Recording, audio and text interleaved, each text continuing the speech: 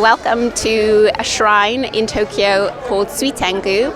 It's very famous for pregnant women to go at 5 months to pray on Inu no Hi, or Day of the Dog. I'm still speculating as to why it's called Day of the Dog, but basically it's a lucky day for pregnant women in accordance to the Japanese traditional calendar. This is one of the many joys of being pregnant in Japan. You know, it's completely different to my culture, you know, where I'm from, we just don't have this. So I just went inside this main building to pray, and you know, I wasn't brought up like with Shinto at all, but it's something like every time I go in there, it just gets me every time. I get so emotional, and it really reminded me of my wedding ceremony with my husband just a couple of months ago. It's just very beautiful, and it just touches my heart, and naturally I just burst into tears in the middle of this ceremony. But it was very beautiful, very gentle, very quick actually, only about 5 or 10 minutes in total, and done with a group of other women as well, so it wasn't just me, which I'm kind of glad about. I'm also going home with a whole load of treats and stuff, which I'll probably show you at home, but some of these include more traditional things like an ofuda. I don't know how to say it in English, but it's just sort of like a token or a reminder of like the moment, and it's used to pray towards, just to kind of like remember that energy and to like harbor positive feelings about the pregnancy and about the birth.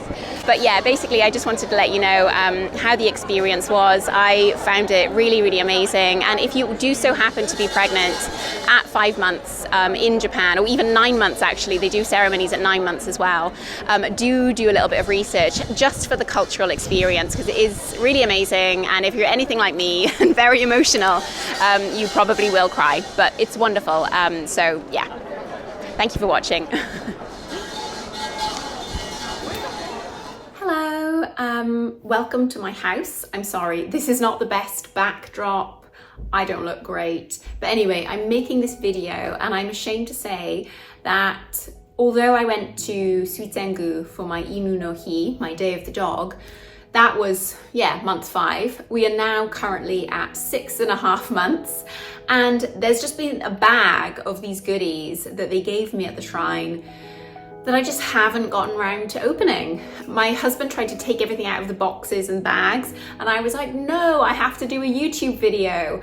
But in my current state, I'm just tired. I'm getting really heavy, and physically, you know, the baby is very much here. It's summer as well. I'm just really tired. Anyway, enough excuses. Now, slightly late, but better late than never, right? I'm going to show you the content of this bag. Now, for any foreigners watching, probably most of it won't make much sense, but let me try my best to explain despite my exhaustion. Today is a tired day. So, this thing, which I think is supposed to represent leaves, and again, you know, I don't know so much about the Shinto rituals and things, but I know that when I got married, they're also involved some kind of leaves, and they're like sacred branches, and the way that you hand them is very particular. Like, we have to like hand them over to the priest in a certain way. And I think, you know, like with many religions, you know, even if you don't understand exactly why something is happening, it's the ritualistic aspect of it which makes you feel something.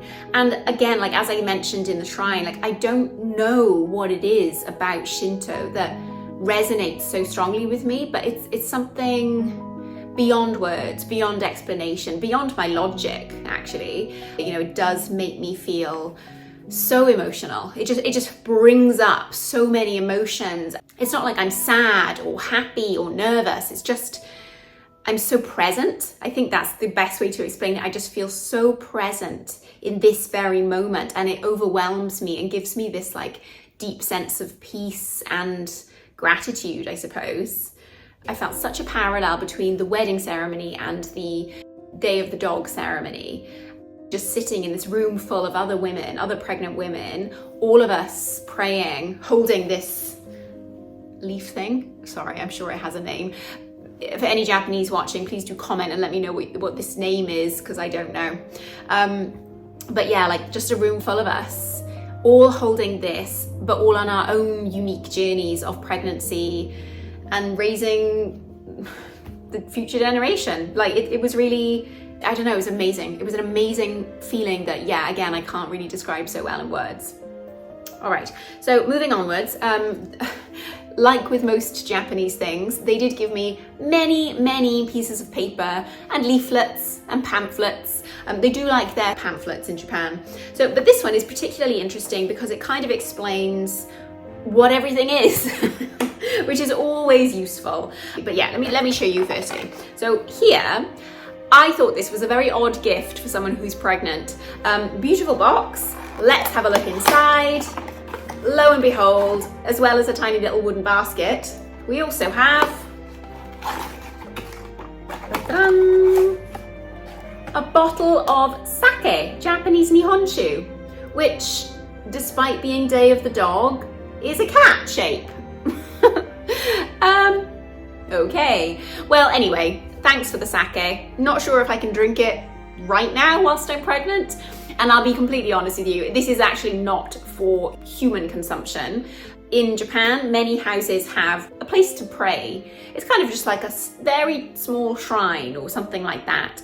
And you can put the ofuda that I mentioned earlier, which is in these bags somewhere, you can put that on a kind of like a shelf and just say your prayers, usually in the lucky direction. Because in Japan, people are really into directions, numbers, auspicious days according to the Japanese calendar, and so on and so forth. It is a pretty traditional culture in this sense, and it's something that I completely buy into, which we won't go into here. So usually, or at least several Japanese people that I know do this, and they give a little bit of nihonshu as an offering to the gods. They don't drink it themselves, you know, it's just a nice little gesture for the gods. Next up, we have something. Oh, right, yeah, so I think this is the ofuda, and I was specifically told by my husband, do not open it. Like, this is how it looks. To me, it looks kind of like it needs to be opened. I think it doesn't. Again, any Japanese watching this video, do let me know. Do I leave it like this? Because to me, it feels like it's still wrapped. I do really want to unwrap it. Well, anyway, don't want to get told off by my husband. So that's the ofuda, and you basically put that next to the little cup with the sake offerings. It's not that I do or I don't believe in God, but I don't believe in the power structures of a religion. That's why I love Shintoism so much, because it's just a reminder of the promises that you've made for yourself, or the wishes that you've made for yourself. And it's a very gentle thing. It's not like, oh, every Sunday I have to go to church. It's more a way of life. It's just like, you know, you're walking around in Japan and there's a little shrine here and there, and you can just pop in and say like, thank you, or just remind yourself of your wishes. It's not so much like a religion, like a power religion thing. It's more just a way of life. So this is just a reminder. You see it every day and you remember, like, yes, I can do this. I'm blessed to be pregnant. I am scared of the future, but I'm also really trusting in what will happen, and I'm going to try my best. Can't actually read any of the kanji on there, but anyway, I can see it and remember. Okay, ding, ding. This is a cute little, I think it's called omamori. Again, it's just like a little reminder, so I'm probably going to put that on my keys, unless it's going on our shrine thing.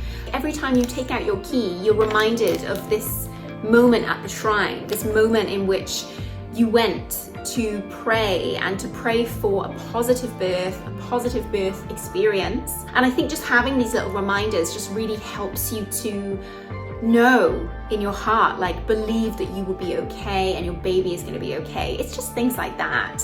It's not like I have to like write 100 lines saying I promise to be the best mum in the world. Like, I'm human, I'm gonna make mistakes, I'm not perfect. But little reminders like this are really nice, because it's like, I've got this, you know, I can be scared and I can make mistakes, but I've got this. So may or may not be on my keys. And this, you may be wondering, what is it? This is a maternity belt. They have some instructions on the back, which I'm very grateful for, with pictures. I love Japanese sort of like pictures and images and stuff. It's also like unintimidating, isn't it? Step by step of how to put the belt on. And okay, there's more wrapping. Unlike most recent belts, this, with something else inside. Okay, cool, let's check that later. So yeah, this is like a material. It's like a cloth that you wind around, and you can wind it as tight or as loosely as you like, depending on your size. Now, obviously, I'm a lot bigger. You don't get smaller in pregnancy. I'm a lot bigger now, a month and a half later, compared to how big I was when I went to the shrine. So that's great that you can sort of like make it tighter or make it looser depending. I'll be honest with you, I've used a belt once. That's because I bought it and I received it and I put it on and I walked around the house for a couple of hours, and I did find it helpful.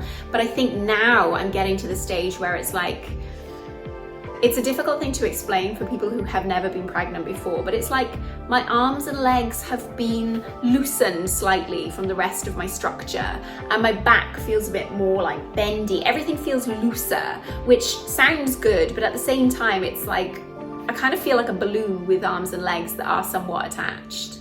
It's a very strange feeling. I know that's something to do with hormones. Relaxin is released into the body to help it open up and accommodate for the growing baby and eventually growing female areas.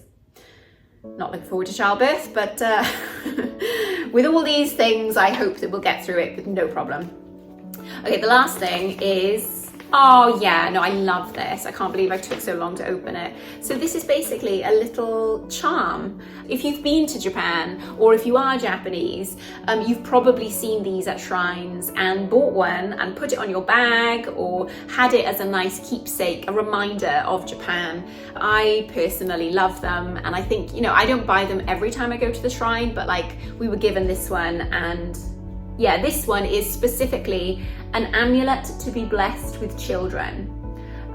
Well, considering I'm pregnant, I'm hoping that a child will be an end result. But yeah, it's just a nice thing to, again, like a little reminder, like I'm pregnant, I can do this. And yeah, it's very nice. I like this color actually, kind of like a goldy look to it. I like it. So I am going to leave everything just where I've left it, apart from this maternity belt. I think my husband's going to be in control of where everything else goes. But yeah, that's basically it from me, and I hope that this was an interesting update. I love these kind of traditions because it's just unique to Japan and very uninvasive. Yeah, I got so emotional. I don't think you could really tell from the video that I made at the shrine, but I just went into that room, and it's a very calm room, and Japanese are very good at controlling emotion. So even if someone was feeling emotional like me, they'd probably be much better at holding in the tears or the drama. For me, I am not very good at controlling my emotions. So I was trying really hard, but the tears were like, I just could have like made a lot of more noise than I actually did. I was trying so hard to keep it together and be present and stuff, but it was just like, it was overwhelmed, of like gratitude. And when I came out, my husband's like, are you okay? What happened? And I was like, nothing, I'm just emotional. Like I was really, really emotional. And it's nice, it's nice to be able to cry with gratitude.